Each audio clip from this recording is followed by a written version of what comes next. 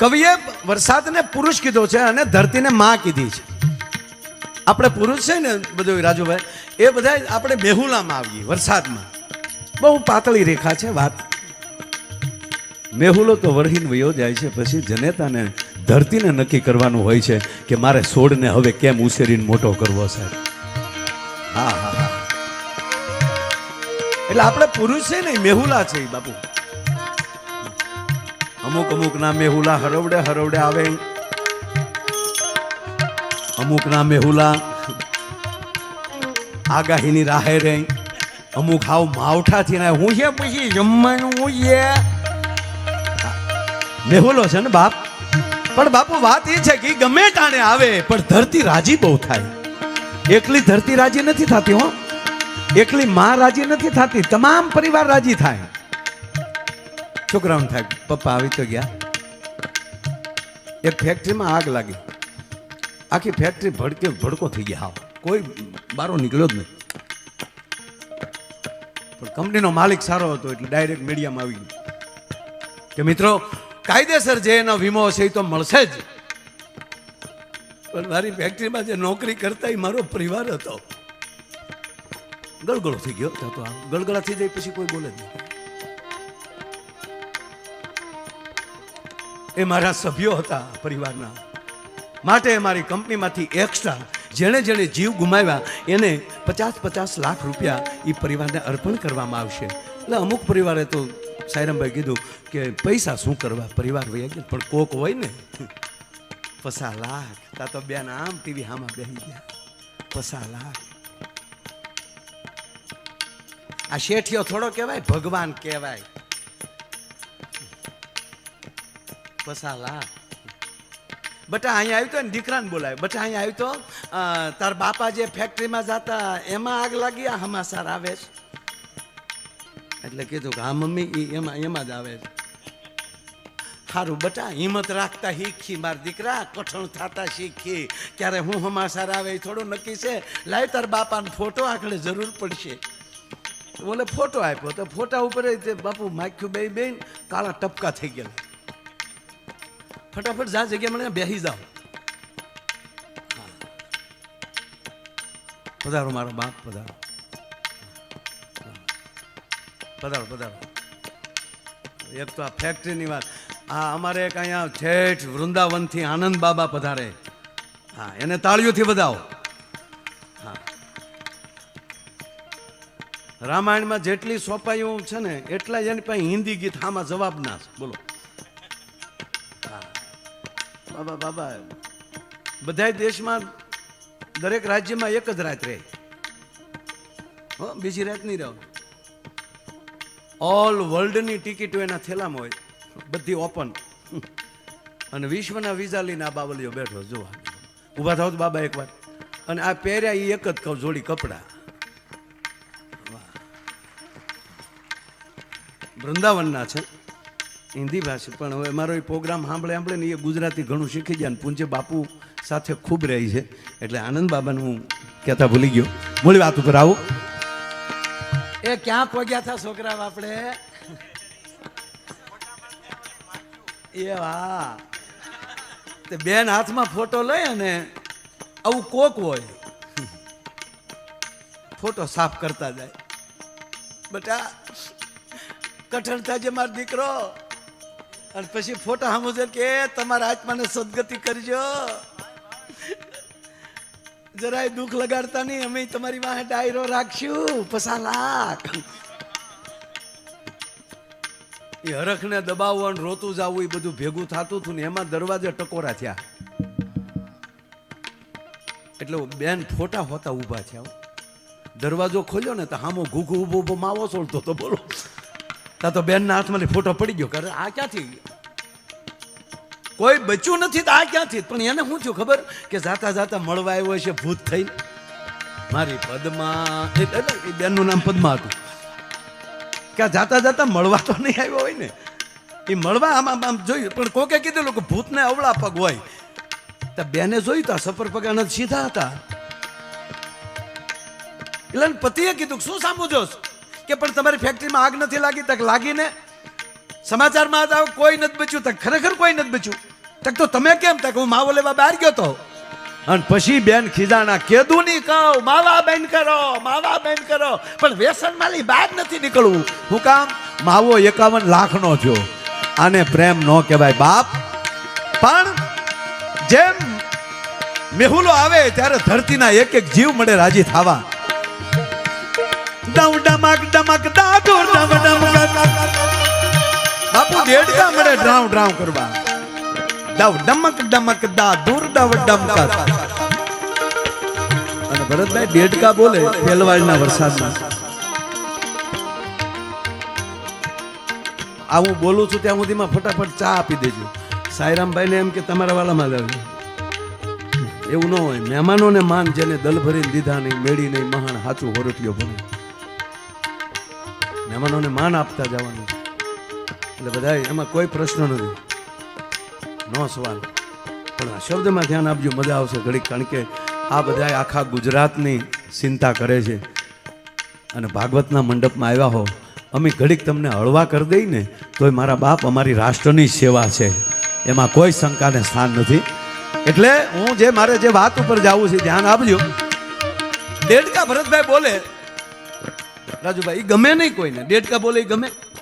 પણ સાંભળી લેજો, કોણ બોલે છે એ મહત્વનું નથી, કાન કોના છે એના ઉપર મહત્વનું છે. સાંભળનાર કોણ બેઠા છે, કેટલા બેઠા એ મહત્વનું નથી, કોણ બેઠું એ મહત્વનું છે. અને આપ કહેશો દેડકા બોલે ગમે? હા ગમે. કોને? હા સાંભળજો, ખાલી 30 સેકન્ડ. કિષ્કિંધા કાંડમાં વયો જાઓ. ભગવાન રામ અને લક્ષ્મણમાં જાનકીની ખોજ કરે છે, અને એમાં વર્ષા ઋતુ આવે છે. અને તુલસીદાસજી લખે છે, એ ઘાન ઘમંડ ડબગડ જતોલા,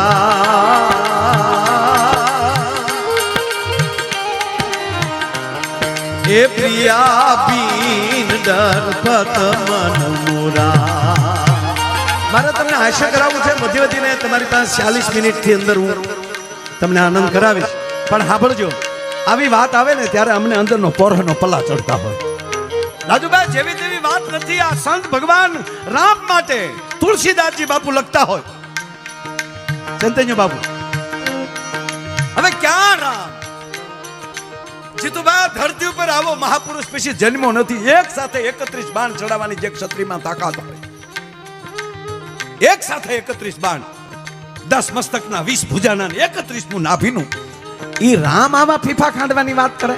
પણ ભારત વર્ષના પુરુષોને કહે છે, આવો પ્રેમ કરવાની તાકાત હોય ને તો માંડવામ ગળજો, તો 4 ફેરા ફરજો. શું કહે છે રામ લક્ષ્મણને? હે લક્ષ્મણ, એ ઘાન ઘમંડ નબગડ જત ગોરા. મારી માવું સાંભળજો આ વાત. લક્ષ્મણને કહે છે રામ, હે લક્ષ્મણ, આભા મંડળમાં ઘાન ઘમંડ નબગડ જત ગોરા. વીજળીનો દાતારામ જે મંડાણો છે, દેવળિયા ચેવળિયા વાદળા અને વરાળ ચામ કડક ધાણા કરતી જે વીજળીના કડાકા થાય છે, એ લક્ષ્મણ આ કડાકા જોઉં છું ને, કડાકા સાંભળું છું ને, તો હું ડરી જાઉં છું. રામ એમ કે હું ડરી જાઉં છું. ઈ ડરે. રાવણ રોવણ હાર ઈ ધોતાને રાજી કરે. રાવણની સામે જ્યારે ભગવાન આવી જાય,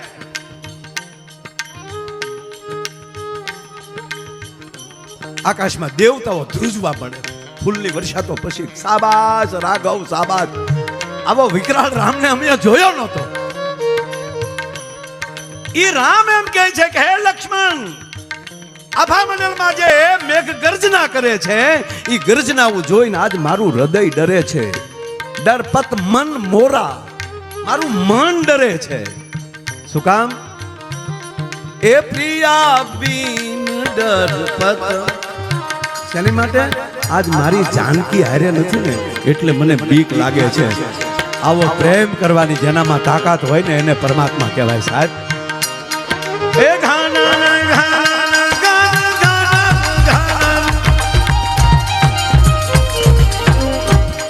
અને પાછળની તરત સોંપાય છે,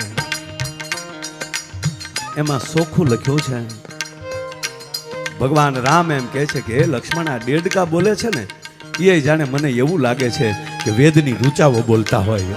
સાહેબ કાન બદલી જાય ને ત્યાં બધું રેડી થઈ જાય. એમ આજ આવા મહેમાનો રાજુભાઈને આંગણે ગુરુ મહારાજની સમાધિના સ્થાને આવા જ્યારે મહેમાનો હોય છે ત્યારે અમને આનંદ છે. કેવો છે?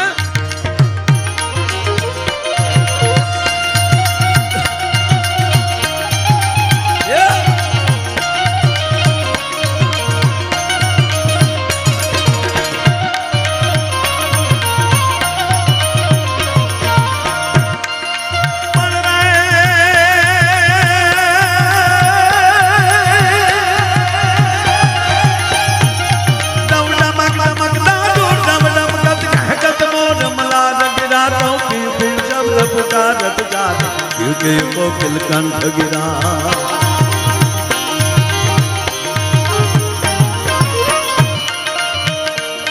दम गलड़ गलड़ न बहुत गला कंधन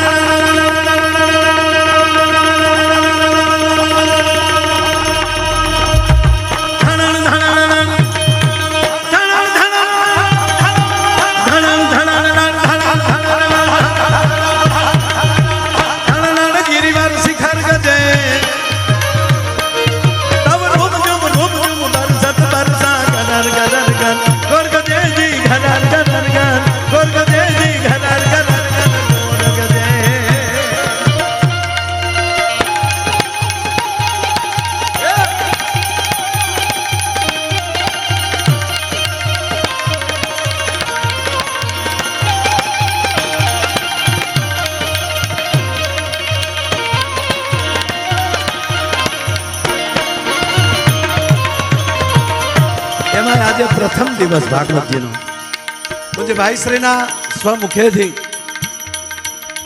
સાંભળજો. ભાગવત ભાગવત હોય છે પણ કોણ વાંચે છે કોના મુખેથી સાંભળો છે બહુ આગળ. ગોળી હોય ને બુલેટ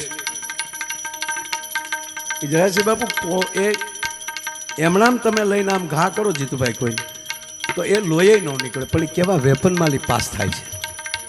એમ બાપુ શબ્દ શબ્દ છે, ભાગવત ભાગવત છે, પણ કેવા મહાપુરુષના મુખમાંથી નીકળે છે ને તે માણસના હૃદય સુધી પહોંચી શકે બહુ મોટી વાત છે સાહેબ. એટલે અહીંયા આજે પ્રથમ દિવસે ભાગવત ચાલુ થયું છે. ભાઈશ્રીના મુખેથી આપને વિનંતી કરું કે કથા ચૂકતા નહીં. ડાયરો પ્રોગ્રામ તો વચ્ચેના દિવસે કોઈ પણ આડેદી કરી શકાય, પણ આવા ભાગવતના મંડાણ તો જેના પિતૃઓ સ્વર્ગની અંદર નાચ કરતા હોય ને નૃત્ય કરતા હોય ને એના પરિવારમાં આવી કથાઓ થતી હોય છે. એ કોઈ શંકાને સ્થાન નથી. પણ આજે પહેલા જ દિવસે એવું લાગે કે ભગવાન કૃષ્ણએ ગોવર્ધન ટચલી આંગળીઓ ઊંચો કર્યો હોય ને સાહેબ. ટોટલી યજમાન એકલા છે રાજુભાઈ બારડ, પણ કેટલા સ્વયંસેવકો કેટલા મિત્રો જેમ કૃષ્ણએ ગોવર્ધન ઊંચો કર્યો ત્યારે કેમ હવ લાકડીઓના ટેકા લઈ લઈને ઊભા રહી ગયા હતા એમાં બધા રહી ગયા છે. એટલે આજે ચિત્ર કેવું લાગે છેલ્લો છંદ